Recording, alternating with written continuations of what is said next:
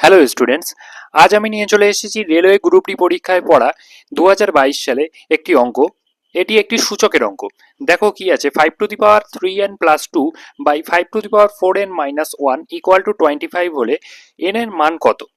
দেখো, এখান থেকে সূচকের নিয়মে লেখা যায় ভাগ যদি থাকে, মানে এইটা বাই এটা যেমন যখন আছে, তাহলে ওটা লেখা যাবে 5^3n + 2, আর নিচের জিনিসটা ওপরে গিয়ে পাওয়ারে গিয়ে মাইনাস হয়ে যাবে 4n - 1।